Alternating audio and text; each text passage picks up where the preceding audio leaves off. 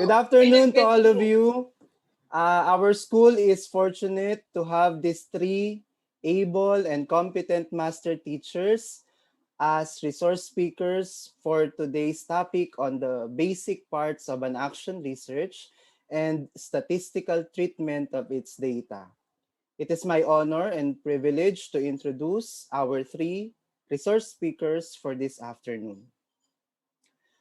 Our first resource speaker is to discuss the title, introduction, and background of an action research.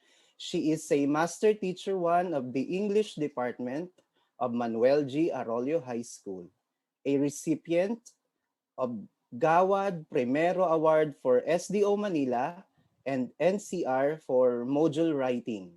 In 2017, she was awarded as an outstanding English teacher. Moreover, in 2015, she spearheaded the school research entitled Profiling the Non-English Teachers of Arroyo High School's Level of English Proficiency, an assessment. She obtained her Master of Arts in Education in 2015 at University of the Philippines, Diliman. Let us all welcome with a warm virtual round of applause, Miss Alma P. Alombro. Our second highly proficient teacher is to discuss the methods, results, and discussion of an action research. He is a high school science teacher since 2005. He was the former Allied Sciences Department Head of Dominican School, Manila, from 2011 to 2017, and currently a Master Teacher 2 in the Senior High School of the Department of Education. He graduated Bachelor of Secondary Education, major in Science and Technology at St. Louis University, Baguio City. Moreover, he took his Master of Arts in Science Education with specialization in General Science at Philippine Normal University, where he graduated in 2016. In the same university, he is currently pursuing Doctor of Philosophy in Science Education. Join me in welcoming with a big virtual round of applause, Mr. Jeffrey R. Chan. Our third resource speaker is an statistician, researcher, and a freelance technical writer. He is a master teacher too from the mathematics department of Manuel G. Arroyo High School.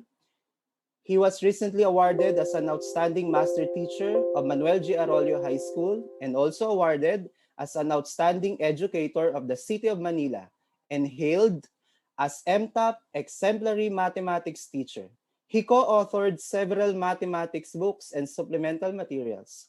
He graduated magna cum laude at Lyceum Dagupan City and completed academic requirements in master's degree at Pangasinan State University. Let us all welcome with a warm virtual round of applause, Mr. Ricardo B. Banigon Jr. Friends, let us all welcome our three resource speakers for today, si Ma'am Alombro, Sir Chan, and Sir Banigon. Thank you very Yes. much. Thank you po, Sir Jonathan Salceda.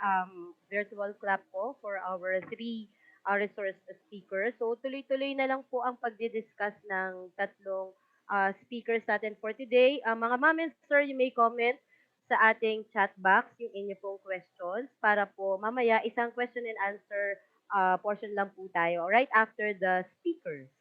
So pwede na po kayong mag-mute yung mga hindi pa po naka-mute na participants. Let's start with Ma'am Alma P. Alombro.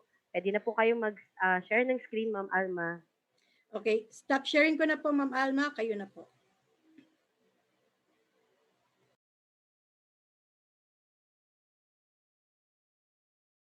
Good afternoon. Thank you, Sir Sarcelda, for the introduction. And to our principal, Ms. Eva Esnacion, to the department heads, special mention to my department head, Mrs. Sheila Imbergara, of course, to all the teachers. Good afternoon. The topic for this afternoon might put you to sleep because it is boring in the sense that it is not something that everyone loves to do because it is tedious. It requires a lot of patience and motivation. However, boring and tedious it may be, As educators, we are expected to do research. So, of course, you already know why teachers need to do research. It helps us find what, I'm sorry.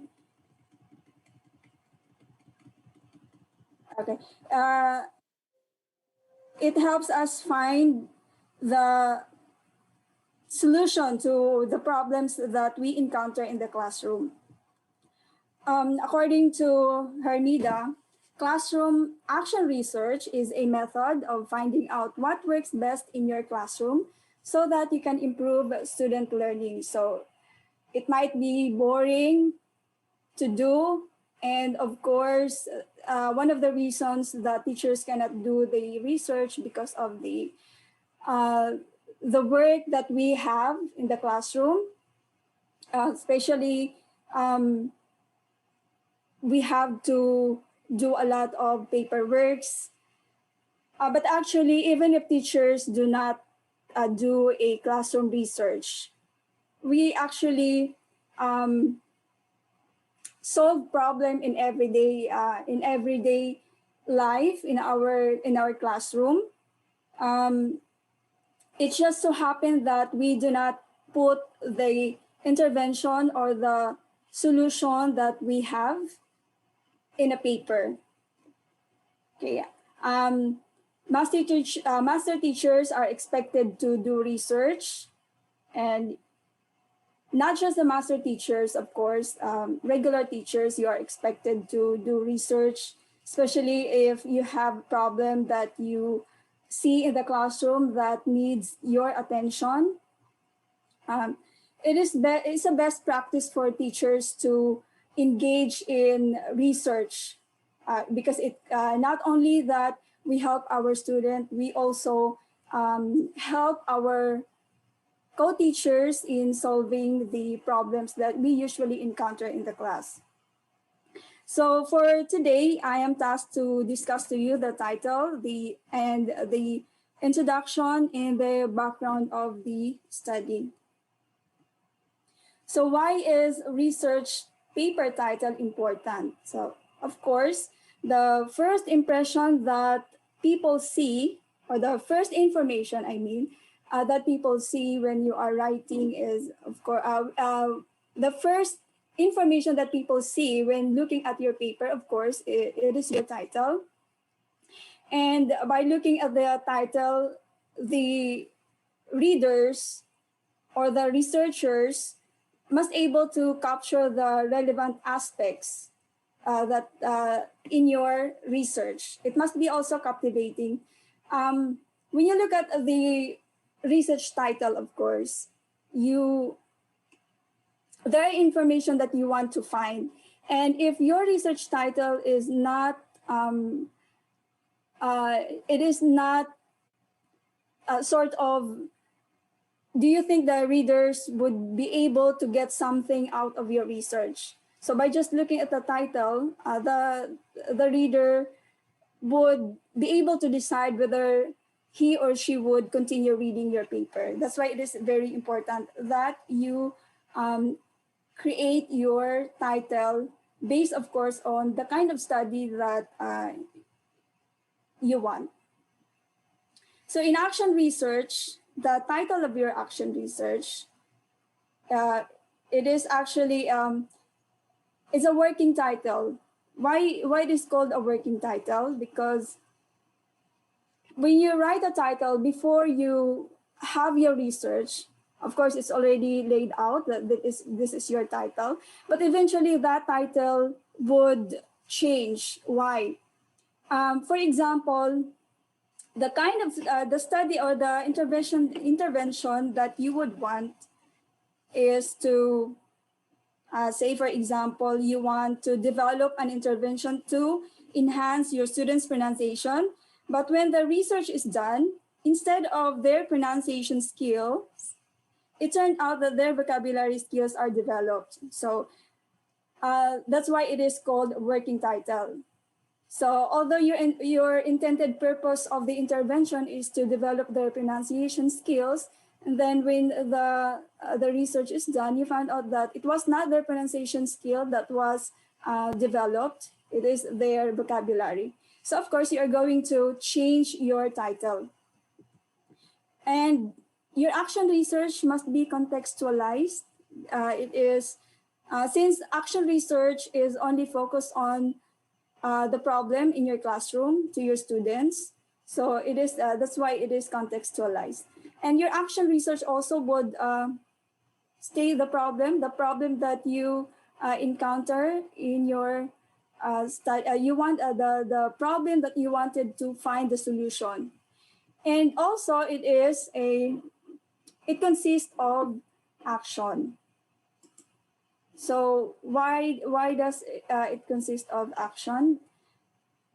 Well, from the kind of research is action research title. So it must have the intervention or the program or the approach and the technique, and also the expected outcome. So those actions must be seen in your title. You have to remember, like I mentioned it already, that you have to remember that in your title, it must have two variables. And these variables are, the first one is the intervention. Actually, in your title, it doesn't have to be the first variable or the second variable. The intervention must be the first one in the title. It depends how you frame your title, of course. So the intervention would be your independent variable, and then the second would be the expected outcome. That would be your dependent variable. So when you look at the title of your, when you frame the title of your action research, these two must be present. So intervention and then the expected outcome. Now, this is an example of the research title. Actually, this is not mine. I screenshot this from the webinar that I attended, sponsored by the SDO Manila. It was presented by one of our PSDS. So examples here: use of social story to enhance interaction skills of learners with autism. So I discussed already earlier that your title must have two variables, the dependent variable and the independent variable. So just like I said earlier, it's kind of boring. So let's have a boring icebreaker. I want you to identify, of course, this is very easy. It's already given in the title, but I just want you to identify the two variables in this title. I want to call my favorite teacher in the English department. Ramjay, are you here? Yes, Ma'am A, I'm here. But I'm Yes. currently So, having an audio issue. yes, the intervention is Um, yung social story. Charot. No? Charot. Ano, hindi ko kayo marinig. Okay, hindi ko. Nang wala akong nakita. Salamat sa pagpapatawa, Rama. Okay. Anybody find the intervention and then the expected outcome. Of course, sa English department ako magtatawag. Ma'am Karen. Ma'am, wait lang.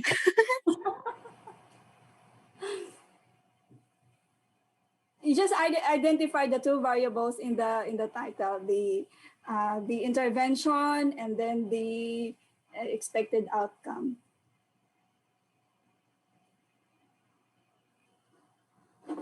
Or maybe some of you can give your answer in the chat box.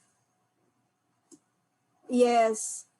Ma'am Ardeen, use of social story, that's the intervention. Ma'am Alden, Sir Alden, sorry. I think the intervention, social story, and expected outcome is enhanced interaction skills. Yes, correct. Use of social story, this is your intervention. And then your expected outcome, of course, is to enhance the interaction skills of learners with autism. So you see, these two variables present in your title. Okay, the second one, development of story cue cards to increase reading comprehension. Let's see who answered. Ma'am Danica, development of story cue, the intervention, while increased reading comprehension is the, yes. Okay, very good. Good job. All right, so the next one is use of instructional video. This is your intervention, and then the expected outcome is the increase the numeracy proficiency. So actually, it is easy to design or to craft your research title if you have this in mind, the two variables, the independent and the dependent variable. So it's up to you. How are you going to frame whether your outcome would be the first or the intervention would be last. So it's up to you. Or you may actually include the kind of research method that you use.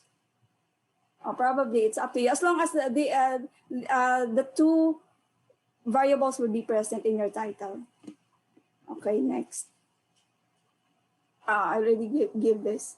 So the intervention and then the expected outcome. All right. So the tips in writing your research title. Construct your abstract first before the title. So why? Normally when we do our research, we always think of the title. Normally that's what we do, but actually it's not. The first that you would think is, what do you want to study? What do you want to address? That should be the first in your mind. The title could be like I mentioned earlier that it is a working title. So meaning to say it can change over time while you are doing your research.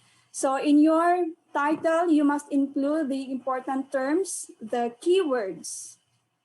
I mentioned also earlier that when your reader or any stakeholder that would read your topic, that would give them the idea whether it is worth reading, or do they need this, or is it new? So you have to put the important terms and the keywords. And of course, the title, you do not just write the title just because these words are nice to hear and I'm going to put this on my research title. It has actually limitation of 15 words or fewer. But there are some papers that say it could be 16. Maximum would be 16 words.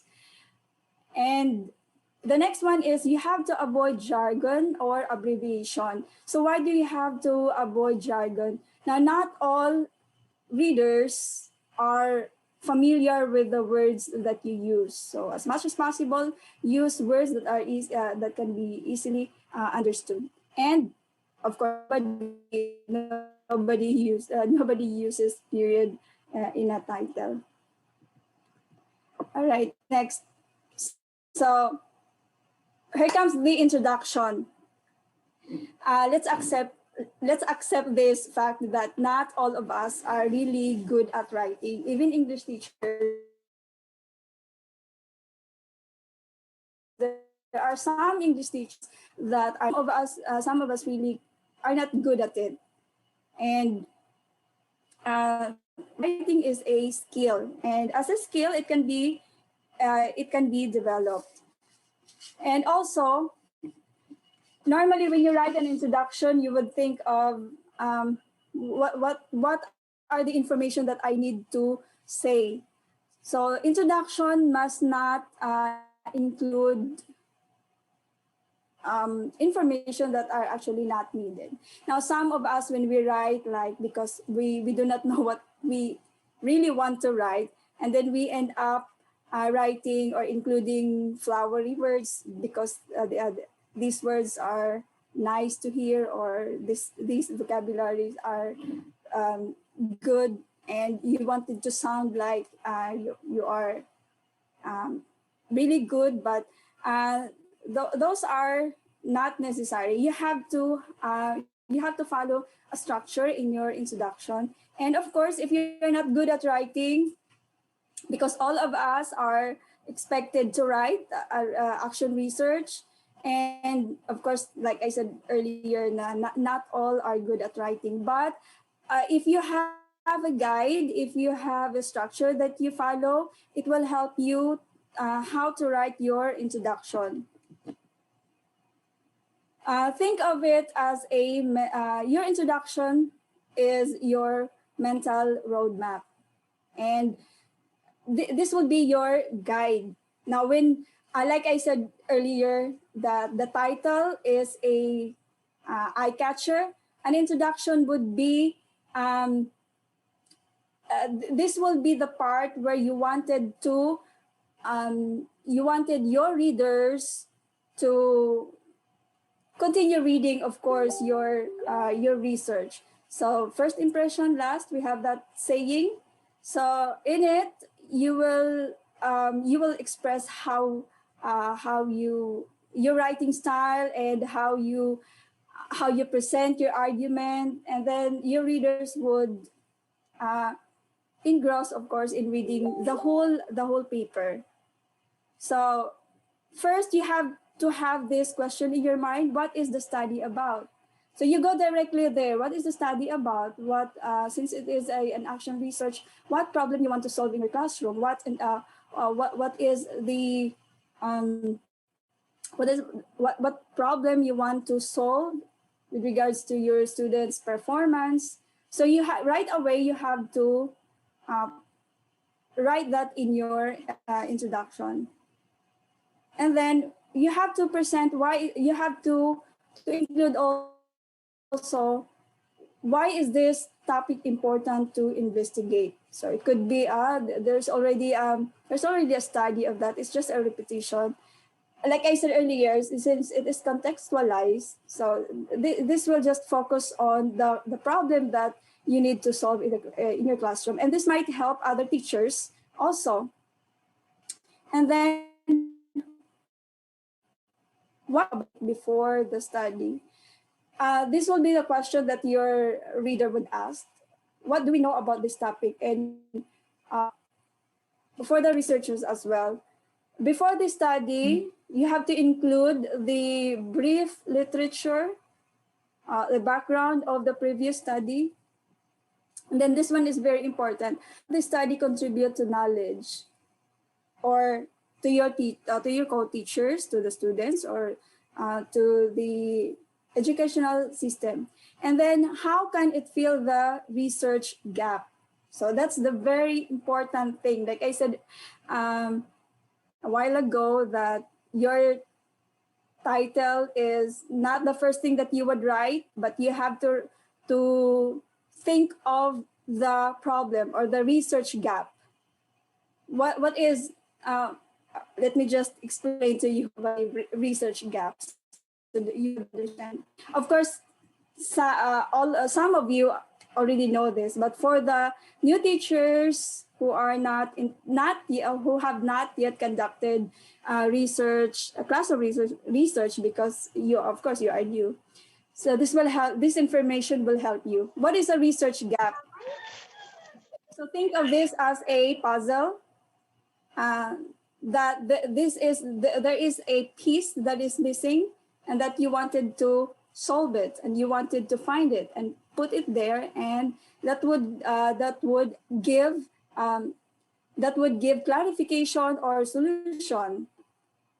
So basically, it asks the question. It answers the question: what is missing? What is not addressed? So that's the questions that you need to ask. So before embarking on a research, you have to look at the research gap. Why is this worth studying if it has already been studied? So that would help you come up with a good research topic.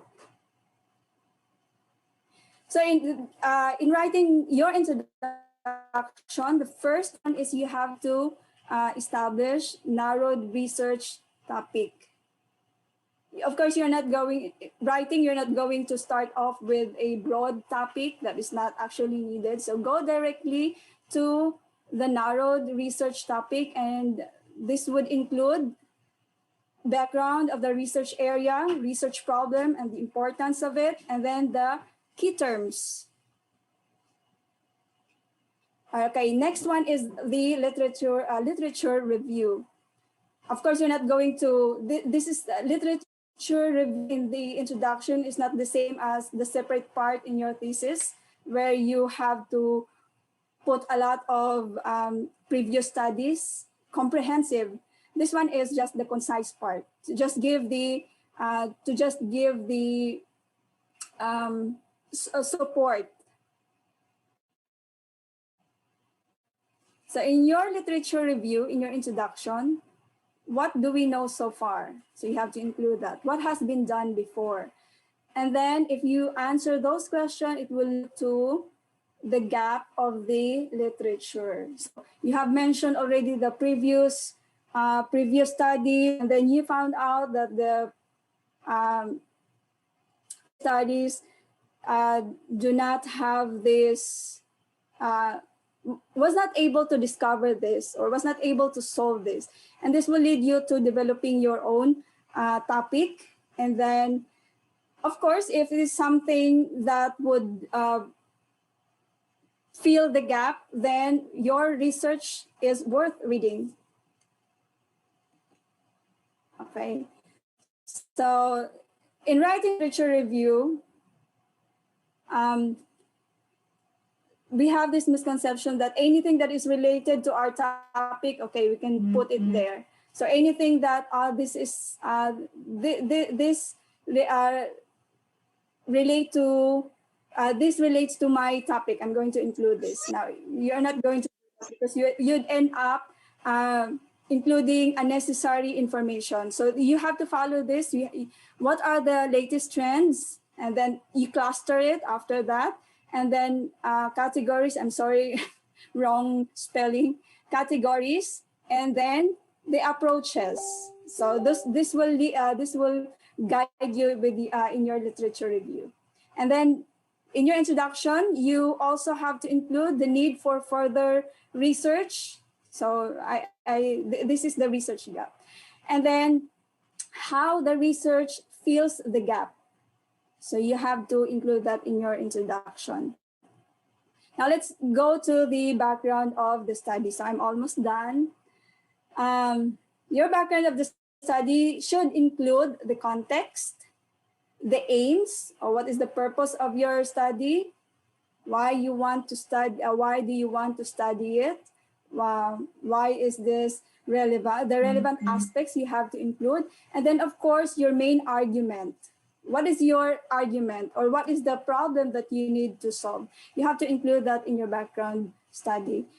Sometimes you get confused of the difference between the background study and the literature, because sometimes the information, what are the information in the literature review and then your background study. You have to remember that in a background study, it is just concise. So you go directly to the argument, and then you could also add the research questions in the background study. Okay, and then the structure of your background of the study when you're writing. So these include, or you may ask these questions: what is known about the broad topic? It sounds like it is just a repetition in the same topic in the introduction, but this one is concise.